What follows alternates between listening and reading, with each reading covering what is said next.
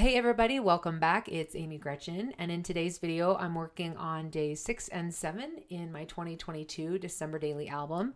So I am just jumping right into day 6, and this is a design idea that came from In a Creative Bubble. She had a release this December, and this was one of the cards. I loved the idea. It looked like it had a ticket and then a line on the top and the bottom. And so I will have those files linked below, but if you actually look at the original, you'll see how I copied that. So for the ticket, I decided to do my journaling and then may all your wishes come true. I just did that foiling with the foil quill. And I realized as I was taking it off that I didn't actually cut it out. So I was like, yeah, that's not very smart. So I ended up putting it back in, and it worked fine because I had the registration marks.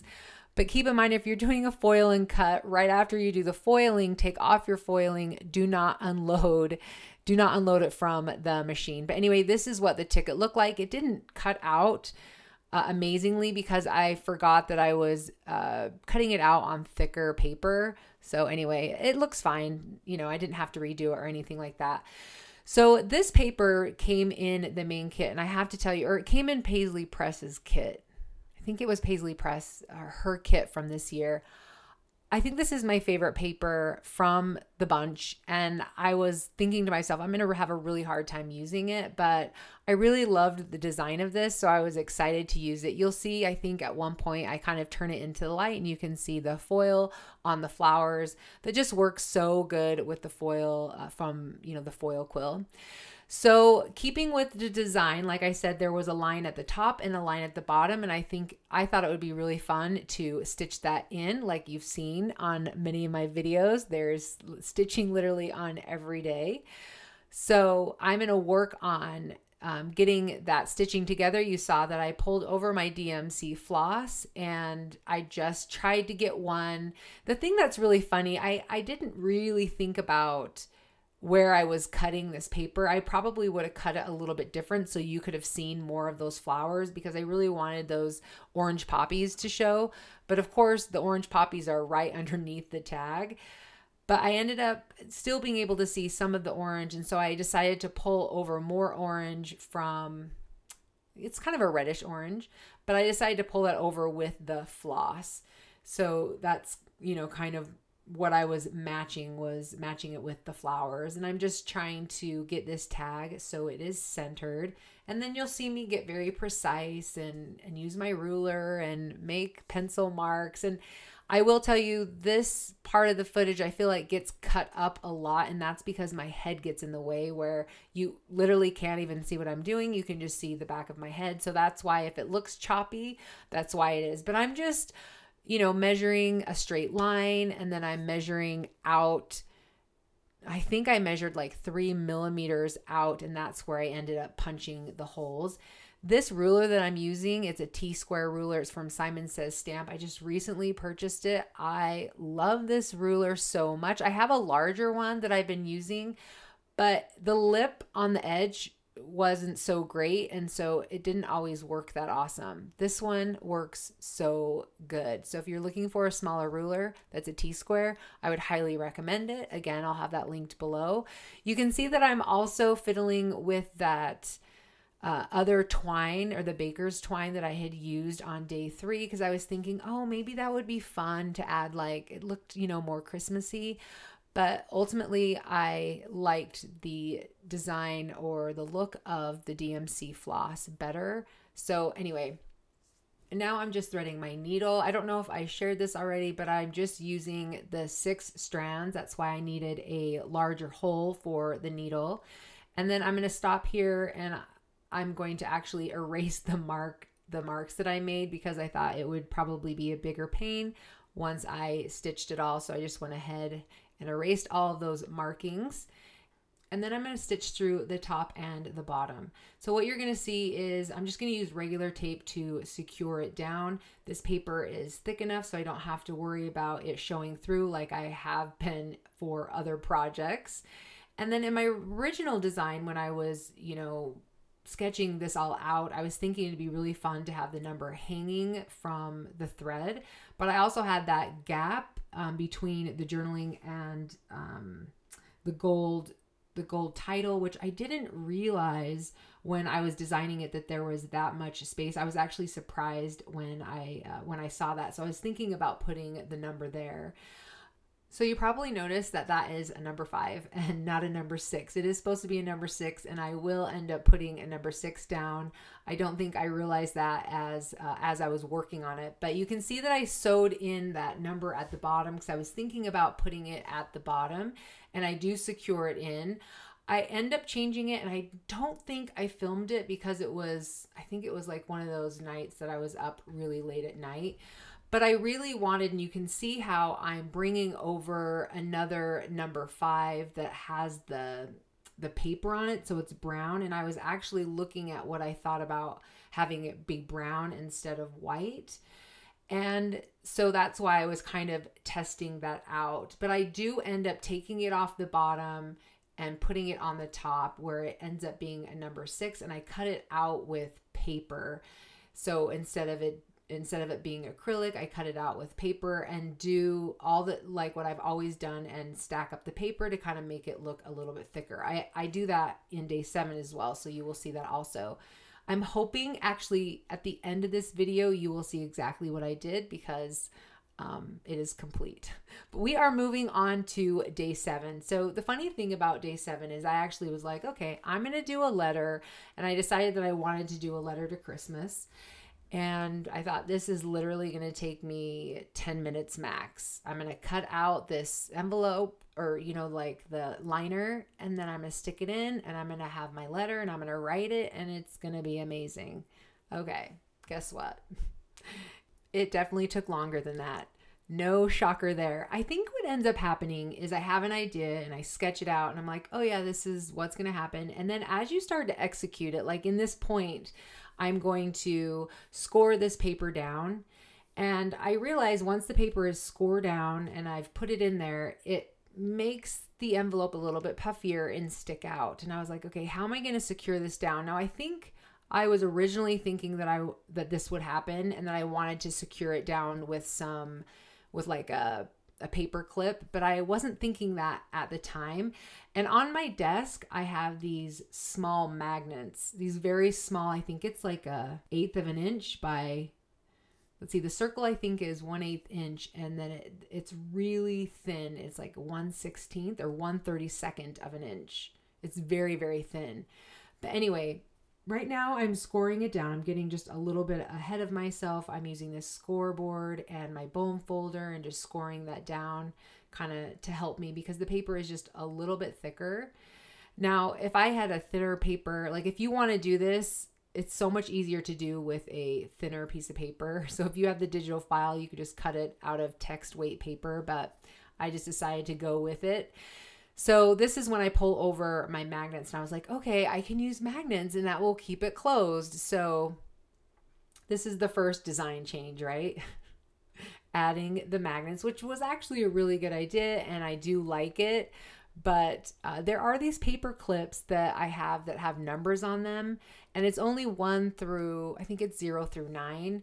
So I always feel like I need to use them either on, you know, day 1 or through day 9. And I was like, oh, I could have used those for day 7. But anyway, I went like a totally different route.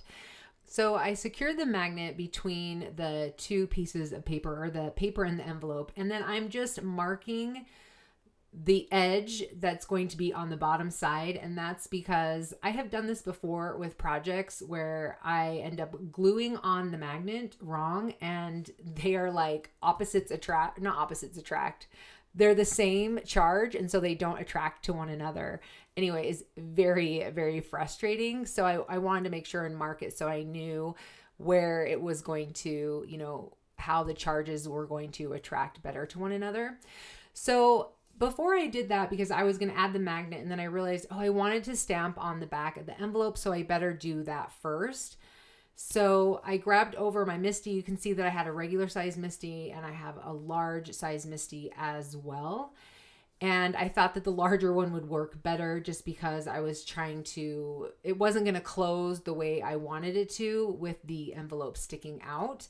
And I do apologize that I'm off screen here, but what I'm doing is I'm trying to center it onto the back of the envelope. So I have an idea of what I want to put in the middle. So I want to make sure that that circle is in the middle of the envelope.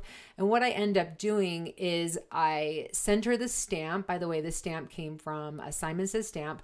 I center this cling stamp on the 6-inch mark. You can kind of see it up at the top. And then I put a magnet in the circle, so I knew where the circle was. And then I just adjusted the envelope to where it looked right, where the magnet is. And then I just made a note of that on the rulers, and then, you know, put my envelope in place. Hopefully that helps. I'm sorry that is off screen. I don't always, when I'm in the mode and I'm like working and I'm doing stuff, I'm not always amazing at paying attention about what's going on with my screen. And I probably should, because I know I'm doing these videos, but anyway, here we are.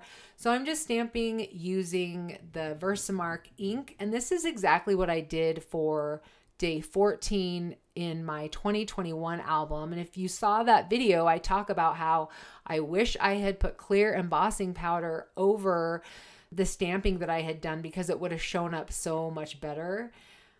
And so this time I decided to do it. So what's really great about using the Versamark ink is it puts tone on tone. So I've got this really great, like if I didn't have an ink color, this exact color. So I decided if I stamped in Versamark ink and then I used the clear embossing, it would look tone on tone. So that's a really great tip for you if, you know, you don't have the right ink color and you're trying to match it to a piece of paper or a project or something like that. So I really love how that embossing worked, and I love that it sealed in the design so it's not going to fade over time like it did in my album last year. So, all right, since I had my embossing out, I was last minute, I was like, oh, it'd be really cute if I embossed onto the card that I'm going to write on. And so I decided to emboss on it. Now, this is the one thing that I didn't do the first time around, which I would encourage you to do, is use an anti-static powder tool, because it helps so the little particles do not go in places that you do not want them to. So that is another tip as well if you're going to be embossing. Another thing that you are not seeing as I'm kind of jumping around is I'm cleaning up all of the mess. So I've got a small handheld vacuum that I'm kind of sucking in all of the pieces of what would you call it, the powders that got all over my desk. And then I'm just heating it up, and I think it looks so cool. This is one of the coolest things in the craft world, as it like heats up and melts and changes color. I think it's super, super cool. So really love the way that works. And now I'm going to put on the magnet. I was going to do glue. I was like, I don't even know how I'm going to get it down there. And ultimately I decided to use tape. I don't think it's exact, but it's close enough that it closes. So now I'm just, you know, getting rid of some of my marks. And then I'm going to work on the number. So I actually don't mind this number 7. I just wish it was a little bit bigger. And so you'll see how I fix that in just a minute. But I wanted to show you, this was what I was thinking about when I originally decided to use that stamp, is that these circles would go in perfectly. These came, I believe these came in last year's kit.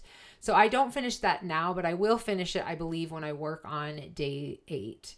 So at this point, this is when I realized there's another design flaw, or something that I didn't think about, which was I got to put the envelope into the album somehow. Got to punch holes in it, because it's not going to work any other way, because I really want to use the backside that I had just stamped. And I realized there's just no way around it. I'm definitely going to have to redo the card, which is a bummer because of the embossing and having to take all that stuff out again and having to clean it.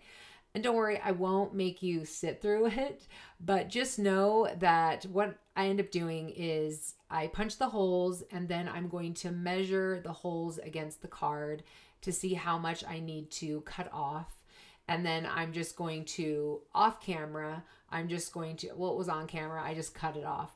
But I'll just redo it. It's not that big of a deal. I did have to pull everything out, but you know, it's one of the things that took this from being like 10 minutes to like 45, you know how it goes, right? Things happen. All right, so as promised, this is what day 6 looks like, completely finished.